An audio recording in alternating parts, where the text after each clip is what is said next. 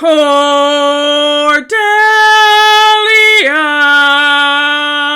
the land of mermaids.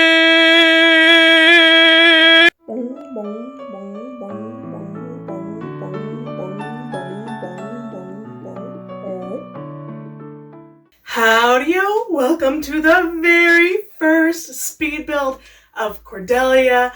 I am so excited. Oh, actually, technically, I guess this is the second video on Cordelia.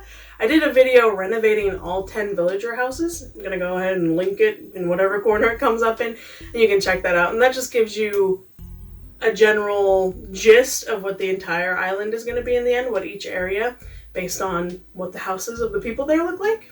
I'm going to be doing 5 different speed builds for this island, and I plan to release them every other week. You are, of course, watching part 1, which is the Farmcore village. Part 2 is going to be the landmass to the north with the Penguin Kingdom and the ski lodge. And then we're going to move to part 3, the Shark Mafia space, where they have their bathhouse and casino. And then for the 4th part, we're doing the piece de resistance, the Mermaid Kingdom. I'm most excited for that. That's like what inspired this entire island. I just knew I wanted to do a mermaid themed one with most of it in the ocean. And then finally part 5 is just going to be those finishing areas like the pirate ship and the sunken city. And I want to do a sea witch. I don't think there's any room left, but if there is, that is going to be one of the things. I've been excited about this island for a long time, and it's just so cool to finally see it coming together, and I'm very proud of it. I think it's going great. Before popping into the speed build for the farming village, I do have a little disclaimer. I wanted you guys to know that in order to get the footage for this video, I actually built the entire area, and then I took it all down, put it into storage in the right area, and then took it all out and reassembled it while filming. This is just easier on me than getting up and filming every little thing I do, and it ends up bringing cleaner footage that's more entertaining to watch. But I want you to know this so you know that, like, what is happening is not natural. It is not natural to be like, and then I whip out everything super quick from my pockets. Like, even if I fumble in my pockets for over a second with it being 7 times speed, I cut that out just for the footage to look more clean and fun to watch. So just so you know, like, in real life, I don't build a quarter of an island in a day. Like, this took months. The natural process is a lot slower, and there's a lot more fumbling and a lot more being like, actually, I hate that, and ripping it apart and doing it again. And like, so this is this is not realistic, but it is fun to watch. So enjoy. So you of course do not have a Farmcore village without some orchards. I'm doing an apple orchard. I just think the unity is really nice, and I picked apples because this part of the town is set in fall, and I associate apples with fall. I actually don't know if that's true. And of course we need the vegetable garden. I alternated the dirt pattern just to get like separate distinct rows, and I'm just laying out the veggies. I try to do veggies of 2s, 1s, and 3s just to add a good variety to everything and change it up. When it's all like the same amount on each, it looks way too uniform. And a vegetable garden and an orchard are just great ways to fill big amounts of space quickly. That's why I'm starting with them. And of course, since this is a town up against the ocean, the entire first layer of my island is symbolically ocean. So this is the land area, and we have a lighthouse to keep people safe and from crashing. And we just have some general farming equipment, a ladder to get up into the trees and pick some apples. I thought I was quite clever doing that, but I'm sure it's been done before. And yeah, just random farm stuff. And coming up onto the hill are the fine citizens of the village. This first house here is Plucky. She's the farmer. She runs the orchard and the garden. And then this middle house here belongs to a human family that vacations in the town. This is just their vacation home. And since they didn't have much of a front yard, this is also, you know, their little sitting area. I guess Vesta uses it every now and then. And speaking of Vesta, she is the resident laundress. She does the laundry for the town. So there's her laundry setup. And I realize the birdhouse is supposed to be belonging to the wealthy vacationers, so I put it closer to their house.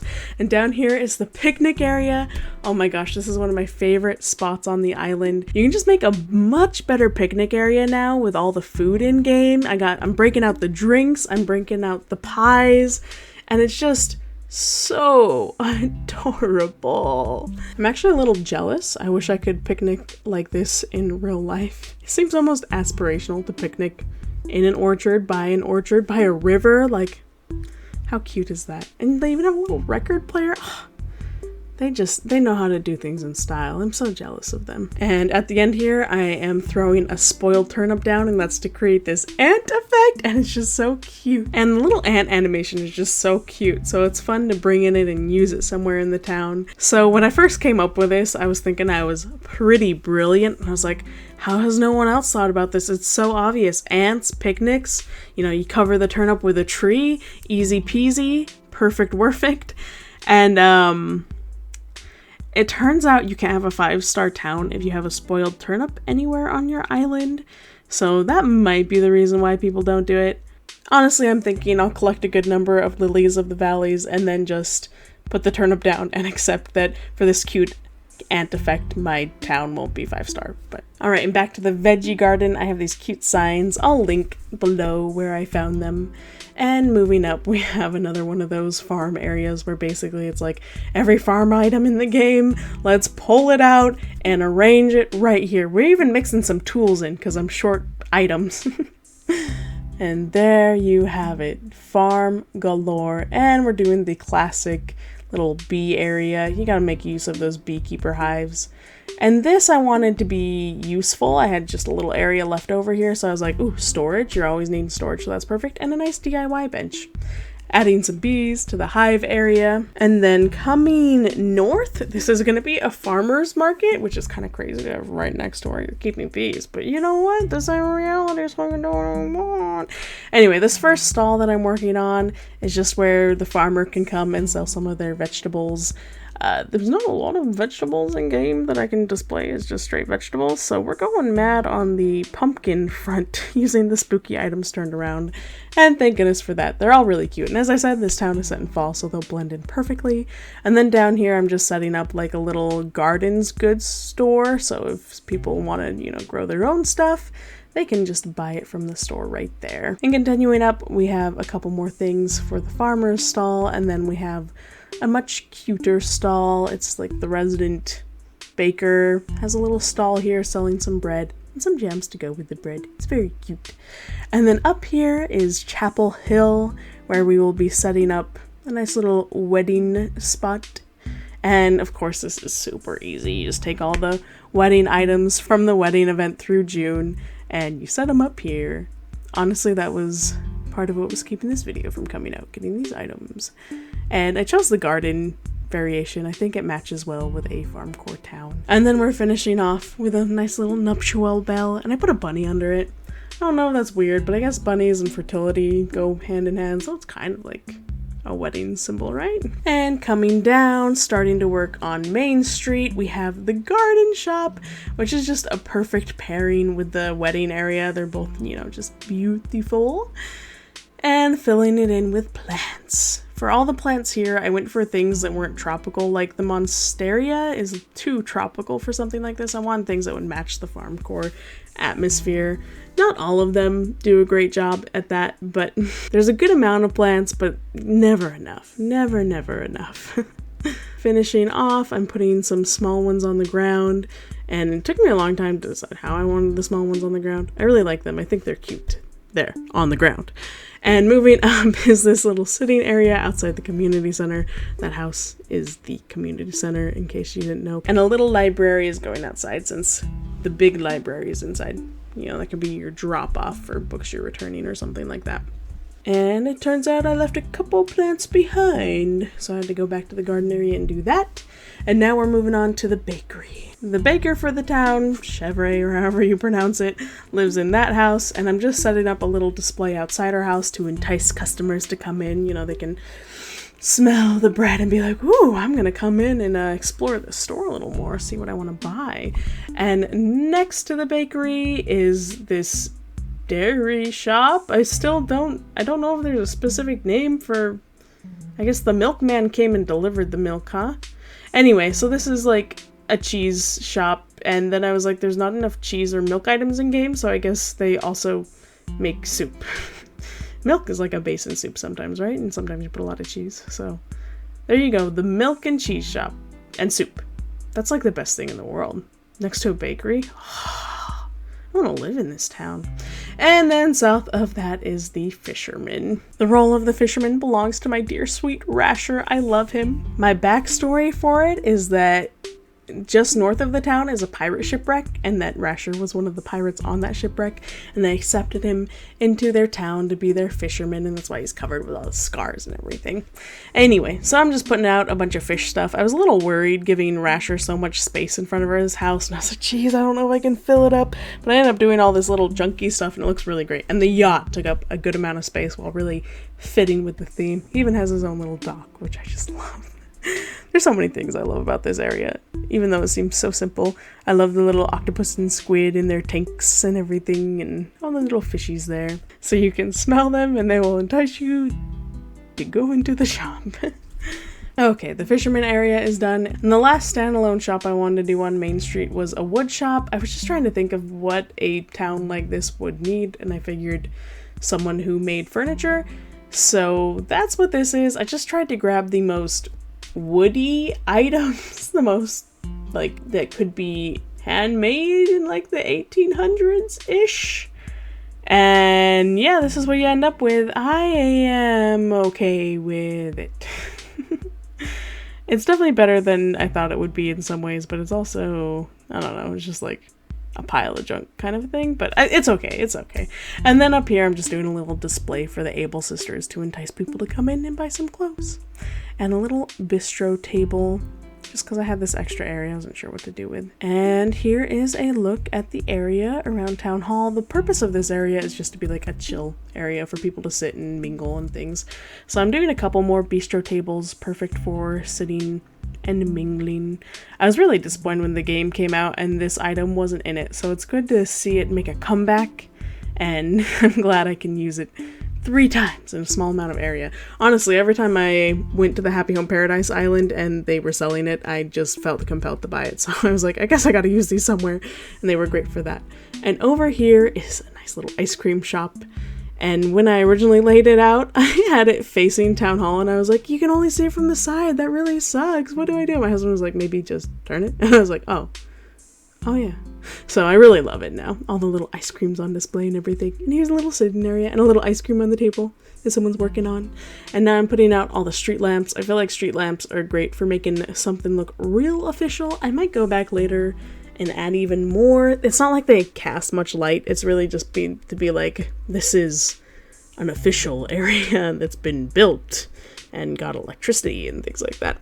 Anyway, now I'm just going through the town, laying down bushes and flowers and just kind of doing the fill-in stuff. I also lay down some weeds, and I'm going with tulips for this area, and I'm doing them in white, red, and orange and yellow to match the fall colors that this area will be in. And the bushes are the sweet olives since they bloom in fall. For the final tour, I'll show this area in fall, but for now I'm showing it in its current season, summer. And this is what it looks like. There's just so much junk, but I love it. None of the other areas, I guess there's like 2 other small areas, and that's in Friga's house. She runs the antique store, and outside of it, her wares spill out of her house. But yeah, it's kind of fun, this contrast between all these items, and you go to some other areas in the island where things are a little more blank. And this chunk of my island is the first time I've ever experienced lag in my own town. There's just too many items. It didn't happen until I put the flowers down. I think the game having to process how they move in the wind, it just puts it like at the point of being too much for it. So I gotta be careful that they don't grow too out of hand, because then it lags even more. But yeah, there you go. I think it looks really good, and there's a lot of little areas in here, but I think I've managed to like make them flow into each other where it's not weird to go from like a wedding chapel to an orchard or anything like that. Everything just kind of nicely So I'm proud of that. I love having all the little farm animals. I have Vesta the sheep, and Plucky the chicken, Rasher the pig, and Chevrolet the goat. Oh, and that picnic area is just so darling. I love the farmer's market. Maybe it's a little pumpkin heavy, but you know what? This town will be in fall, so it's perfect. All right, with the town done, let us look into the 2 houses we gotta do. So the story with this house is that it is the community center. It used to be the home of like a wealthy person up on the hill, but the village really didn't go anywhere and they just decided to abandon their home. It got a little run down and then the town decided to move in and fix it up. It was the mayor's initiative. Most of the rooms are for the community, but upstairs he has his own little studio apartment, and then in the back is his office. First up, as every good community needs, is a library.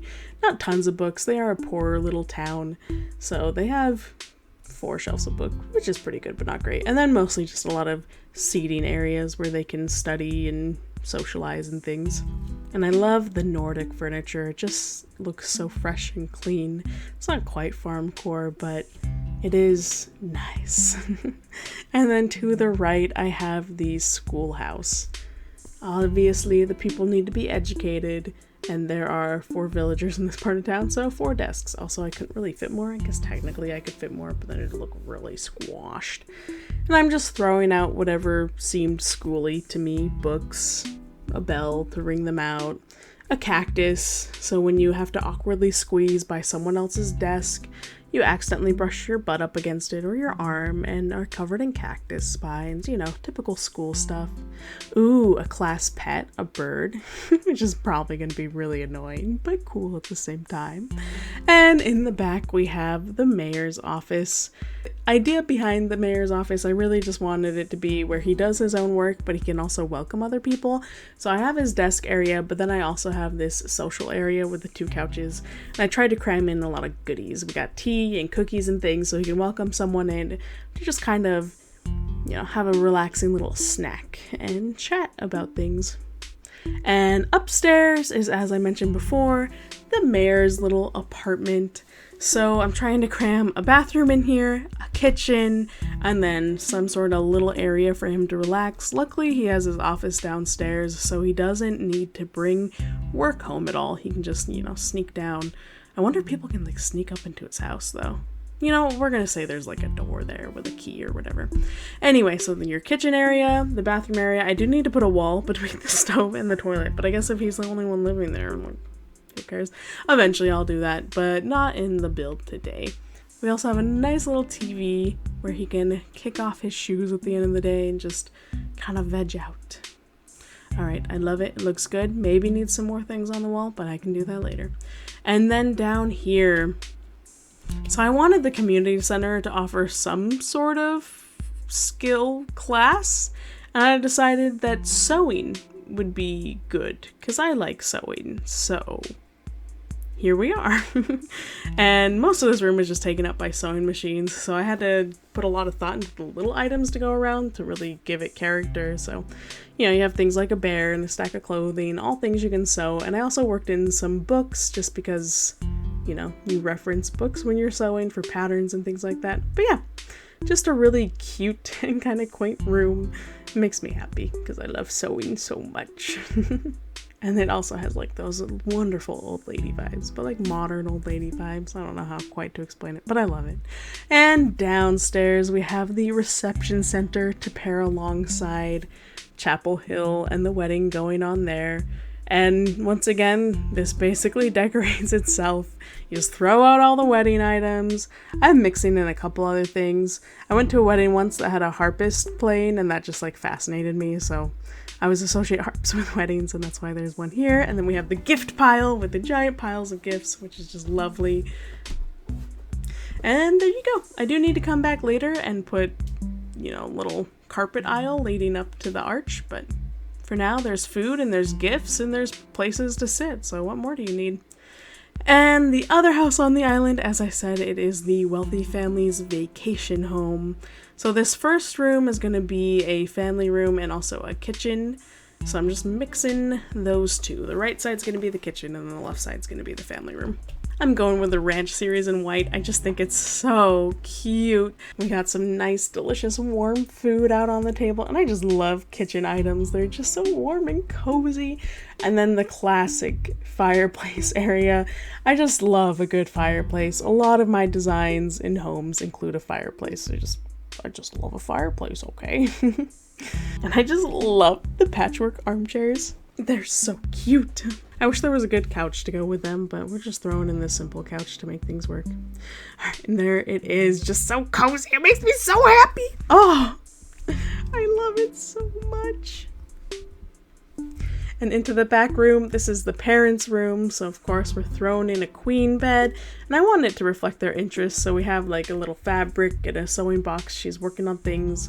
And then the desk, some typewritering. And I have these sweet little rocking chairs by the fire so they can like sit and hold hands as they just warm themselves. And of course the little baby crib for their sweet little baby. There was a high chair in the kitchen too for the little baby. And yeah, I don't love what's on the wall, but it's what I had. So I might change it later and I might forget. But overall, really nice cozy room. And to the left is the kids' room. Apparently they have 3 kids plus the one in the crib. So look at them go. And we're just filling it with toys. I love a good nursery. Ooh, and they even have their own little pet bird. I'm just trying to take out like really classic looking toys. You know, you have your blocks, your teddy bear, your doll, your rocking horse, the clacker cart, like all just really classic toys.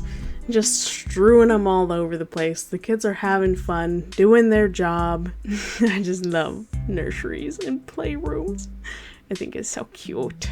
So cute. And just like that, the speed build for literally a 1/4 of my island is done. Yeah, that's even a 1/4 of the homes. Except all the other homes are fully upgraded, so I guess it's not quite a 1/4. And now we're done. Time to go to sleep. Actually, I'm here to upload the dream address for you, so you can come and visit anytime. Some of the other areas are like half done, so you can go like see what is to come there, but none of them are completely done, so you're still gonna have to wait for the video to see the finished product. Oh, and my plan currently is to post a speed building video for Cordelia every other week, so keep an eye out for those. So there you go. If you liked what you saw, my next video on Cordelia, we're going to be doing a ski lodge that is very similar to the style here in the village. If you didn't like what you saw, you're in luck, because the entire rest of the island, besides the lodge, is nothing like the village. And as always, until next week, I really do truly hope you have the loveliest of lovely day. Bye bye!